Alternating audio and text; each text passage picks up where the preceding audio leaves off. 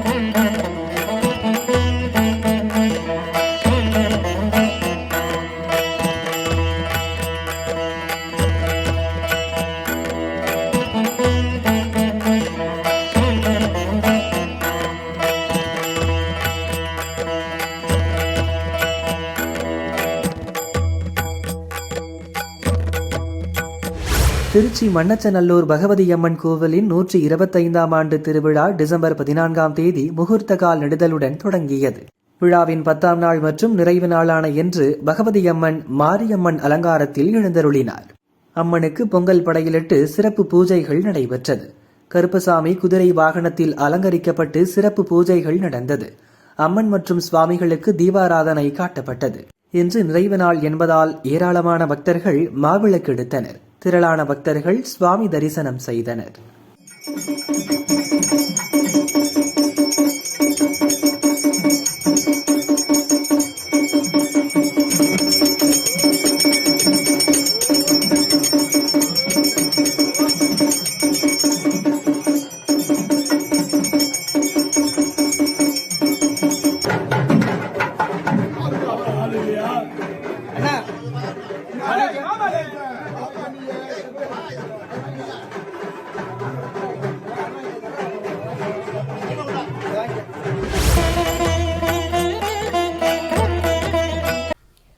தஞ்சாவூர் மாவட்டம் திருவையாற்றில் சத்குரு தியாகராஜர் ஆராதனை விழா வெகு விமர்சையாக தொடங்கியது.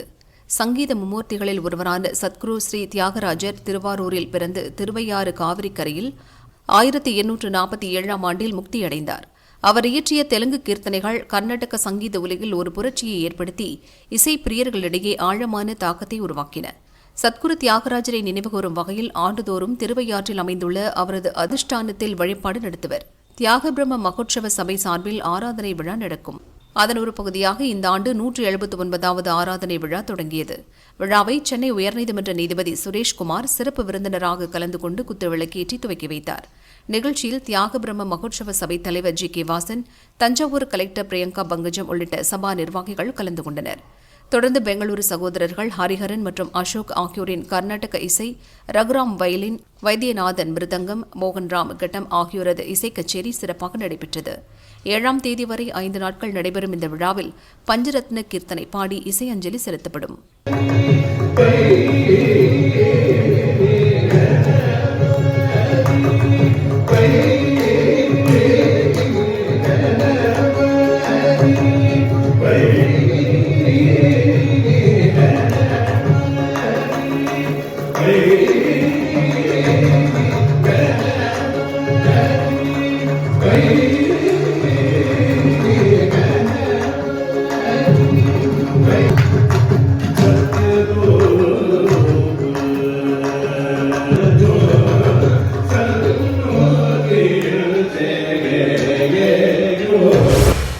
தஞ்சாவூர் மாவட்டம் பட்டுக்கோட்டை அத்திப்பட்டி கிராமத்தில் பிரசித்தி பெற்ற ஆனந்தவள்ளி மாரியம்மன் கோவில் உள்ளது.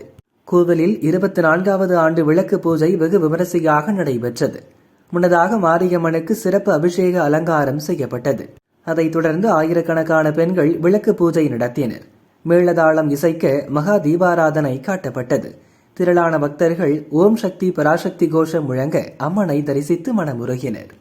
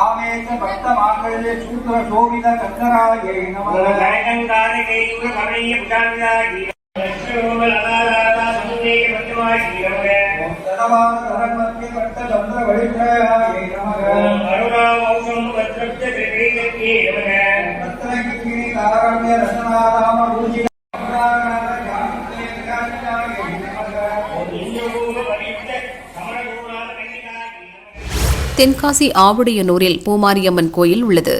கோயிலில் 20ஆம் ஆண்டு ஐயப்ப பக்தர்கள் தீமிதி விழா விமரிசையாக நடைபெற்றது. ஆயிரக்கணக்கான பக்தர்கள் தீமிதித்து பரவசமடைந்தனர். ஏற்பாடுகளை ஹரிஹரசுதன் ஐயப்ப பக்தர்கள் குழு குருசாமி முத்துநாதன் உள்ளிட்ட பக்தர்கள் செய்தனர்.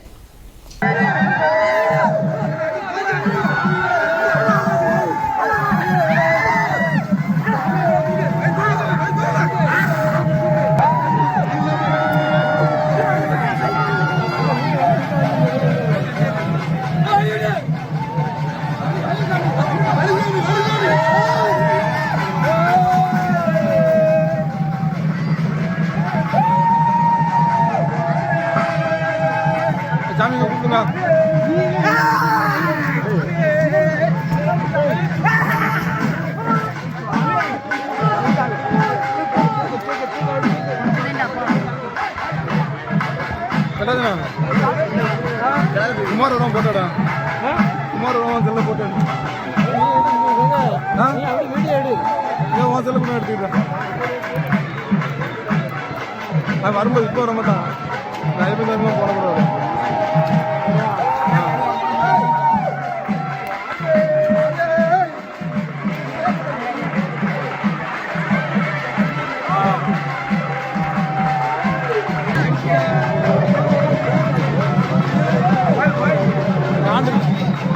விளையாட்டாதான் முன்ன போதுங்க. ஒரு ஆள் எடுத்தா போதும். ஒன்று அங்கே இங்கே எடுத்துட்டு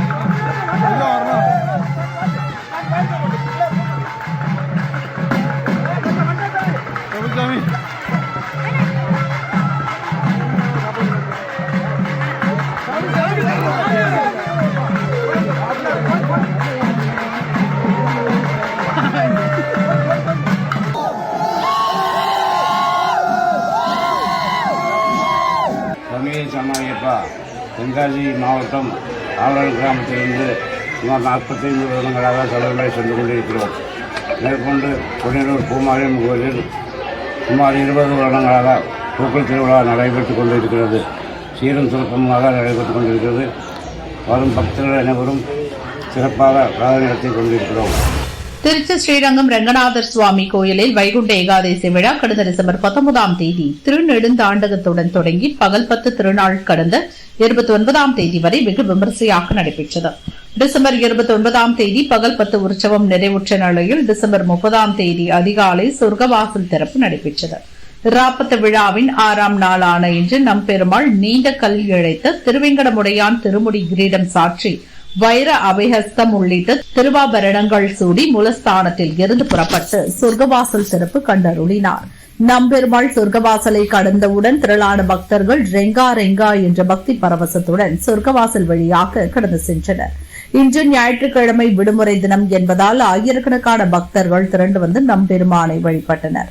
ராப்பத்து விழாவில் 7ஆம் நாளான நாளை மாலை 5:30 மணிக்கு வருடத்திற்கு ஒருமுறை ஸ்ரீரங்கத்தில் மட்டுமே நடைபெறும் நம்பெருமாள் திருக்கைத்தல சேவை வைபவம் நடைபெற உள்ளது. திருக்கைத்தல சேவை என்பது நம்மாழ்வாருக்கு காட்சியளிக்கும் பொருட்டு நம்பெருமான் நின்ற கோலத்தில் காட்சியளித்ததை உணர்த்தும் வகையில் வருடத்திற்கு ஒருமுறை திருக்கைத்தல சேவை ஸ்ரீரங்கத்தில் மட்டுமே நடைபெறும் என்பது குறிப்பிடத்தக்கது.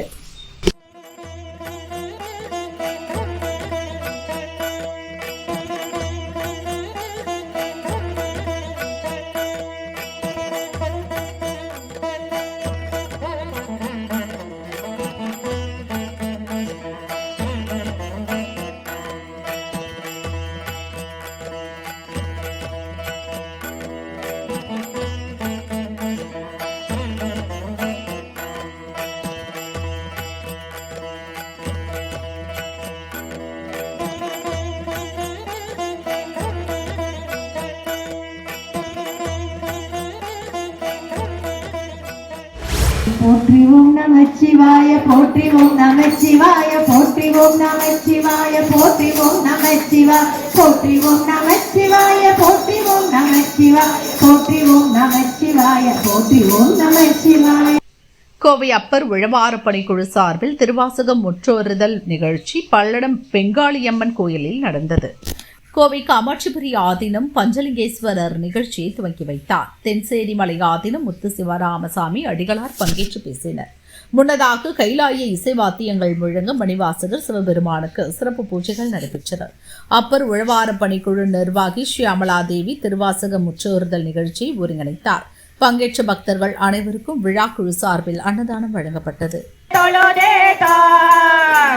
விளங்குதில்லை கண்டேனே பூதங்கள் ஐந்தாகி புலனாகி பொருளாகி பேதங்கள் அனைத்துமாய் பேதமில்லா பெருமையினை கேதங்கள் கெடுத்தாண்ட கிளரொளியை மரணத்தை வேதங்கள் தொழுதேதோ விளங்குதில்லை கண்டேனே வேதங்கள் தொழுதேதோம் விளங்குதில்லை கண்டேனே.